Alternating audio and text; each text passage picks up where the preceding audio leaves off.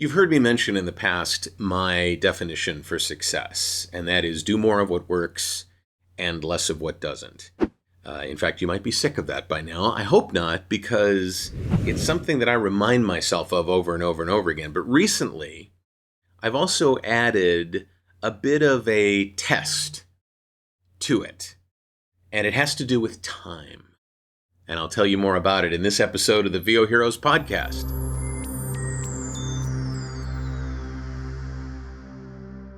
So, success. My definition is different from other people's definition. Again, my definition is do more of what works and less of what doesn't. And you can't help but be successful because you're increasing the number of things that are working for you and decreasing the number of things that are not necessarily working for you. However, there's a big aspect to sort of determining whether or not things are working for you, whether they're not working for you, whether you're feeling success. And that is when you choose to see if you're successful or not.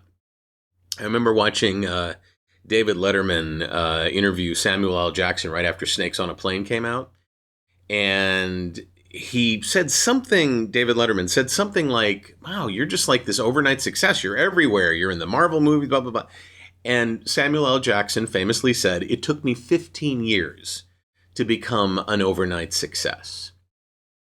Right? So if you'd asked Samuel L. Jackson when he was on 21 Jump Street, because he was on 21 Jump Street, nobody remembers that, but he was.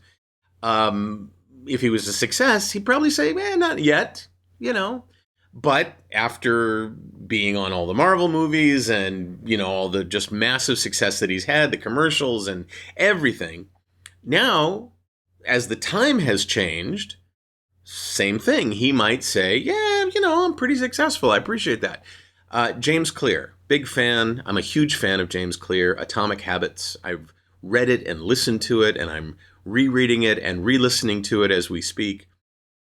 He mentioned in his weekly 321 newsletter, which you can get, and it's just fascinating, he mentioned a similar notion that choosing when you test for success is important. The example he gave was that I think it was 2015 that he signed the deal to write Atomic Habits. It wasn't published until 2018. So if you were like, okay, 2015, 2016, is it a success? Nope, not finished yet, not a success, not even close. 2017, nope. 2018, not yet. But wait. Later in the year, it was. And I think this applies to us as well, especially as you're learning new things. My VOHeroes pros, my ACX Masterclass students, the people that I coach privately in both on-camera acting and voice work.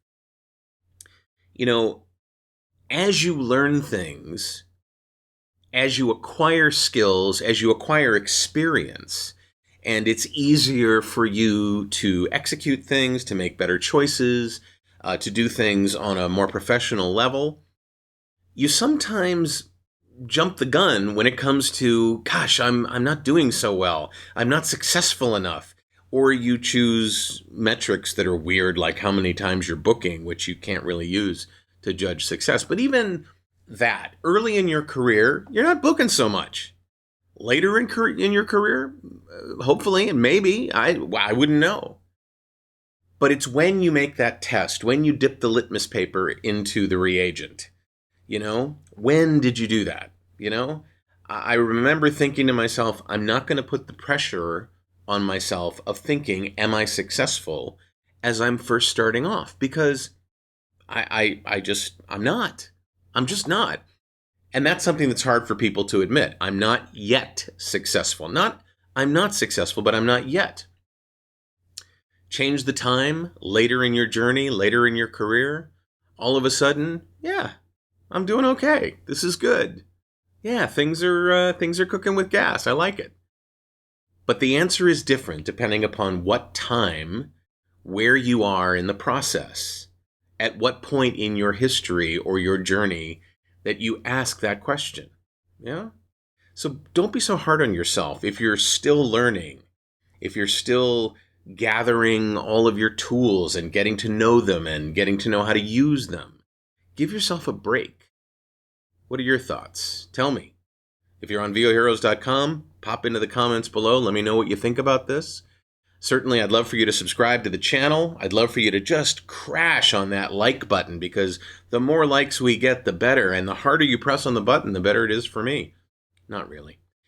Subscribe to the channel, press the like button, get notifications. There's a little bell you can click on YouTube for that, or you can subscribe to the audio podcast. Either way, we'd love to have you. I'm David H. Lawrence the 17th. I thank you so much for watching and for listening to this episode of the VOHeroes podcast.